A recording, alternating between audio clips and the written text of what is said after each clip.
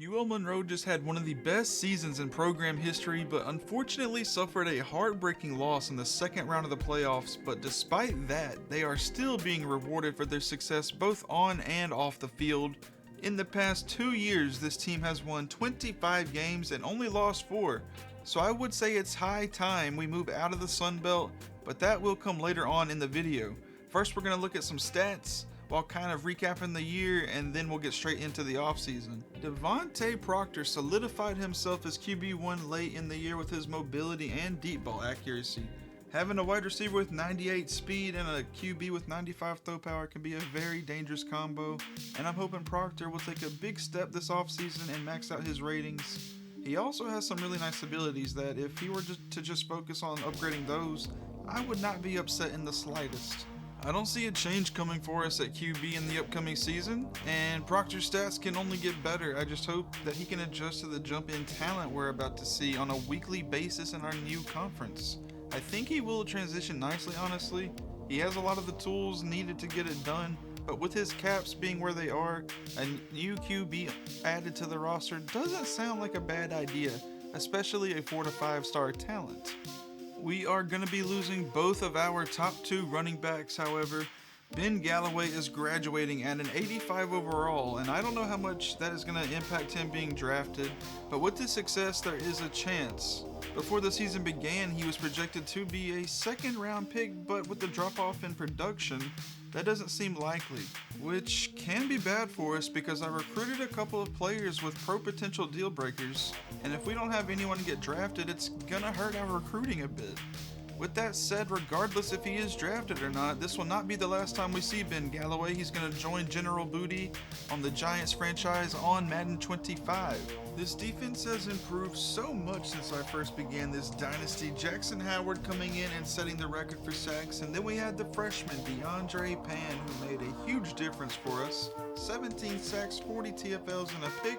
Just an absolute stud for us. Pan was named best linebacker as a redshirt freshman, and he still has room to grow. We are now diving into off-season number 4, and the first thing we are going to see is if there is any transfers or players projected to go to the NFL as it stands right now. UL Monroe will not have anything going on here other than graduates, but there is a chance someone pops out in the draft for us. And it does look like one player will actually make it. Back-to-back years we have senior defensive tackles getting drafted. Last year it was Jaden Hamlin, and now it is Marquise Gratial. He will head to the NFL, but I hear that running back Ben Galloway's agent has received a few calls, and he is expected to make a decision soon. I am also considering adding majority of these players that you're seeing being drafted from the series, especially the ones that we've actually seen play or have had really interesting stories, like Kansas State's quarterback Avery Johnson. He just stole the Heisman from DeAndre Pan. And did you see how many players got drafted from Ohio State? And Oregon, the team that beat us in the playoffs, also had a great day 3. 2 players in each round except for the 7th. Pretty dang good. And J.Q. Gray for Southern Miss went in the 2nd round. They also had Will Saxton, who was hurt when we played them, but he gets drafted anyway. Pretty nice. We see that Soma Sativa, the wide receiver, commits to TCU, so I lose out on him. He was a bust, but I still believe busts have a bit of potential. I'm not going to show too much of recruiting. I am locked out of the main recruits that we're going to be focused on here in the offseason right now, so there's not much I can really do with them. And in the transfer portal, there also wasn't much to go on. There was a 4-star interested in us, but Peegs has already transferred like twice in this dynasty, so I wasn't really interested in adding him to the roster. But I did add some vertical threat tight ends. I just need some speed at the position. Right now, the fastest guy is like 76 speed, 78 speed. And I just want someone with at least 80. So Deacon Gentry is getting a scholarship here, and he's going to be one of the focus players. As well as Daniel Harrell. Oh man, I cannot say these guys' names. Do I really want to recruit them? But yeah, I do. They're pretty dang good. Jamal Bigsby is going to be another player getting a scholarship here. He's the last one we're going to focus on. And he is also the first commit that we're going to see. Emmanuel Ross, a transfer, I believe. But Deacon Gentry will commit to us. Marvin Ubrick was a quarterback that I added from the transfer portal. He commits to us. And I did add him because I thought that we wouldn't get any commits at quarterback because they were both locking us out. And it turns out we got one of them. Matthew Lamar with 91 throw power and 86 speed, a 4-star from New Orleans, Louisiana, did commit to us even though there was a deal breaker, and he has star development. We saw that Briscoe did commit to Nebraska, however. But I'm very excited for that commit, even though he had a deal breaker. I thought that was really cool. He's going to have an awesome receiving core next season. A receiver with 96 speed and as a freshman, and then the sophomore with 98 speed. And then, of course, we're bringing in a pretty athletic tight end who might potentially start if the ratings are good enough. We'll have to see. Taking a look at some more dev traits. Normal on a couple of these tackles. Tonga was a transfer portal guy. But Plummer, Impact, Jason Ibrahim, he's going to be pretty good. There's a good chance a lot of these guys start. Antonio Abiamiri, he's got a good chance at starting. Cortland Claybrooks, he's pretty dang fast and got star dev. We'll take more of an in-depth look at those freshmen after training. Before that, we're going to go through a few position changes. Ron Shaw is going to be moving from cornerback to safety. We just lost our best safety to graduation. And Jason Ibrahim was a athlete, so he has to get moved to a position. I move him to inside lineman. Matthew Lamar was the guy that had the deal breaker and committed. He was a quarterback, and that is the position he will go play at. Matt Henry is one of those people that is better overall at a different position, but I put him at middle linebacker. That's what I recruited him to play. He's very fast, got good coverage, good tackling, and hit power. So that's where I wanted him. Thomas Pete going on the D-line at a 75 overall. Antoine Papo came in as a 70 overall, but he could be a 75 blocking tight end.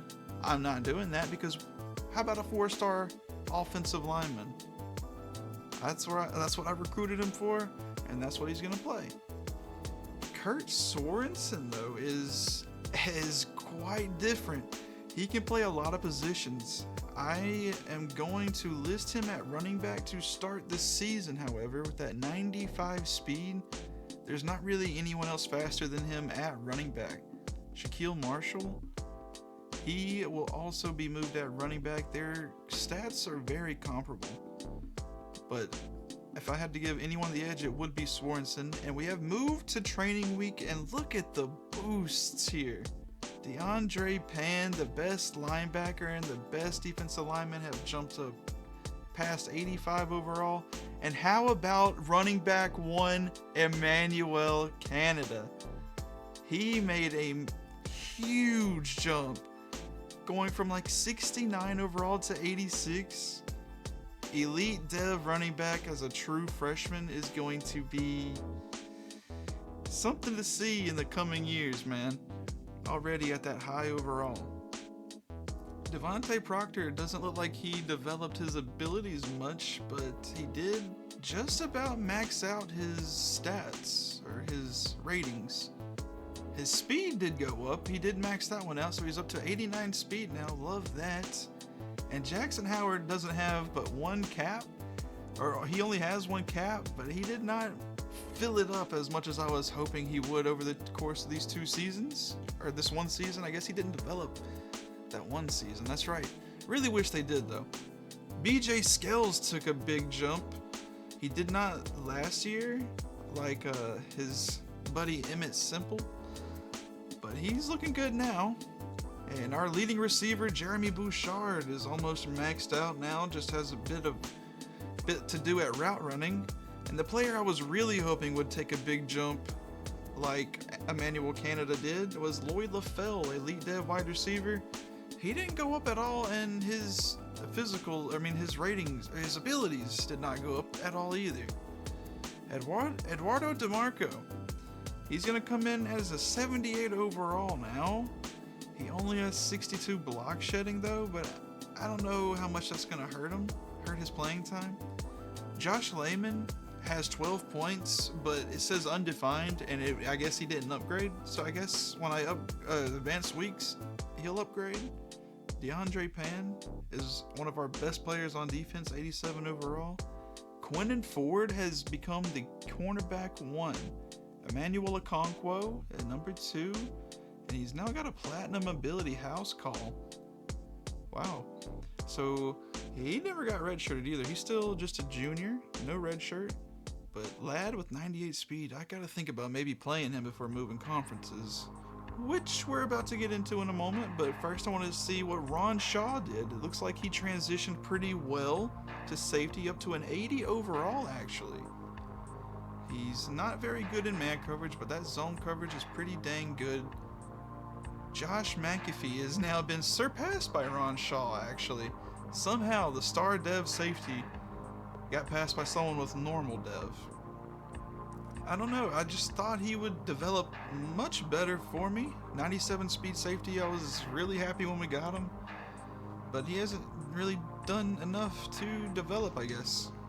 But it is time to move conferences. I had a lot of time to think about it, and only got a few comments suggesting where to go, and one of them was this place. But UL Monroe is officially moving out of the Sun Belt, and this does feel quite strange, but it is time for a change of scenery. These teams just did not develop as well as us and have the same success as us. But UL Monroe will go to the ACC, and I do think that I added the correct teams to accordance to division and accordance to when they joined the ACC. If I'm wrong here at all, please let me know down in the comments, and I will correct it in the next offseason. But the ACC is absolutely loaded. I did add Kennesaw State to the Sun Belt. They kind of struggle in their other division, or their other conference, and I think they'll do pretty well in the Sun Belt.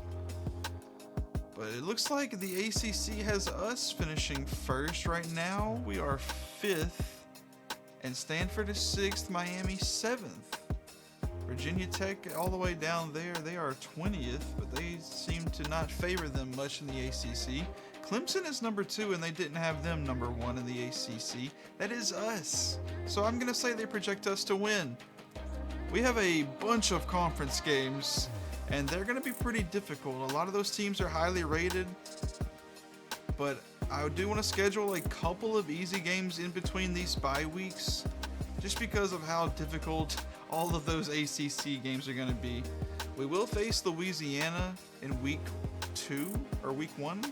I think we're facing Kansas in week 0 because I want revenge from them stealing the Heisman Trophy from DeAndre Pan. And now we're going to get a small glimpse into recruiting. There's some really good prospects on the board. The number 1 tight end I am going after, I told you a moment ago that I want a fast tight end. He might not be fast, but he's really good.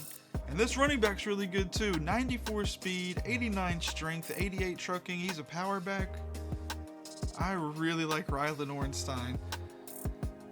But we will come into the start of the season at number 5, facing Kansas State at number 13. I'm excited for it. They're going to have a brand new QB starting. They haven't had a new guy in the last 3 seasons. And I'm also excited to see Josh Kiernan, the elite dev wide receiver.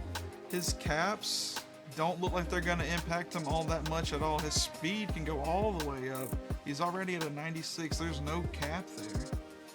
But his route running is quite rough. His best is about 74 short, but it can get better.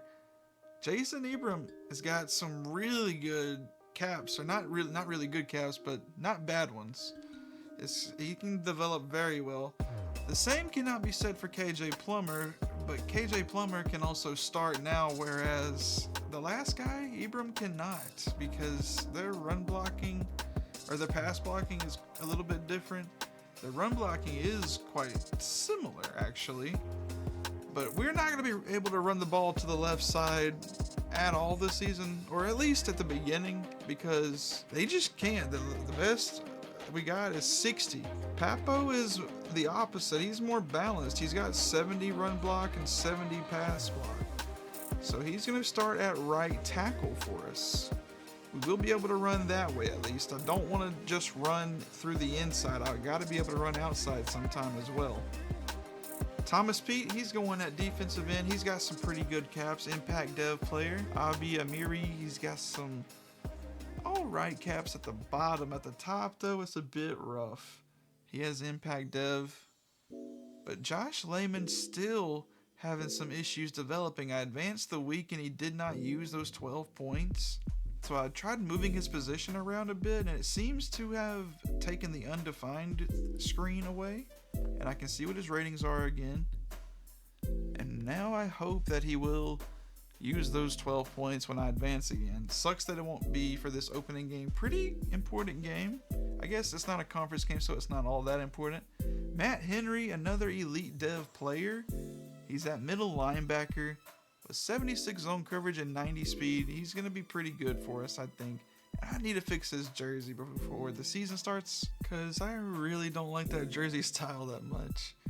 But I did bring in a new kicker. His power is maxed out, but it's already at a 93, which is really good compared to what we're used to.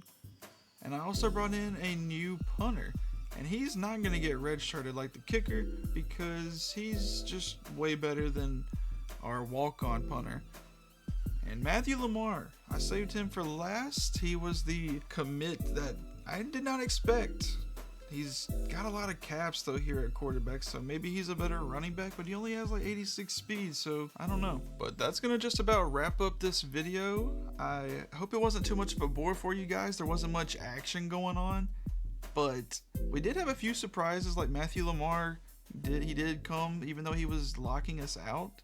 Very big surprise. And then of course the elite dev receivers, very excited to see what they can do. We had Emmanuel Canada jump up very big for us, and also bringing in Sorensen at running back with his 95 speed. I feel like our backfield is the best now we've ever had. We're going to get a little look at Sorensen right here on the read option. He feels so much more agile and faster than anybody in the backfield, even though Emmanuel Canada is an 86 with more change of direction and agility. Sorensen just seems like he has more of the burst to his game, and I'm excited to see what he can do in week 0 versus Kansas State. If you guys are too, please leave a like on this video, and don't forget to subscribe so you don't miss out on next week's video. That's going to do it for this one. Peace.